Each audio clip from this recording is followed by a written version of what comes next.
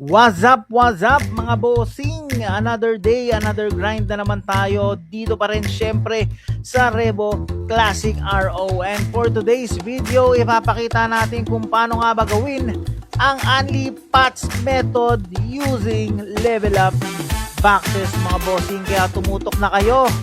Ipapakita natin kung paano. Syempre gagawa lang kayo ng novice mga bossing. Lagay kayo ng IGN. Matik yan, create character, lalapag kayo sa Revo Town. Don't forget to claim your freebies. Napakahalaga niyan mga bossing dahil dyan natin makukuha yung ating level up box.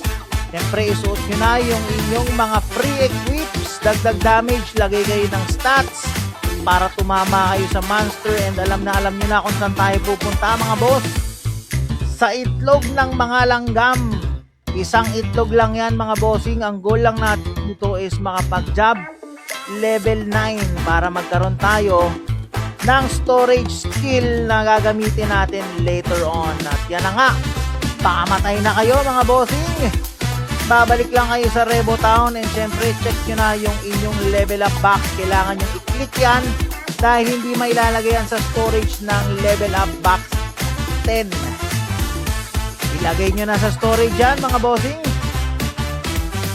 Blue pots, red pots, and syempre yung inyong level up box mga bossing. Meron din tayong free Zenny dyan. Lagay nyo na sa bangko. Napaka-effective nyan mga boss.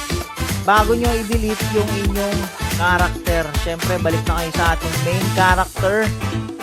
Check nyo na kung nandyan yung inyong boxes. At ayun na nga mga bossing.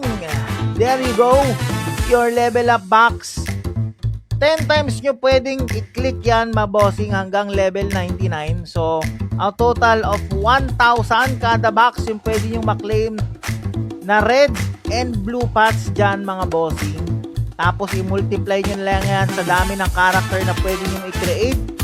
Napaka-simpleng method pero napaka-effective mga bossing. Create character, claim, delete, repeat mga boss. Sana meron kayong natutunan for today's video.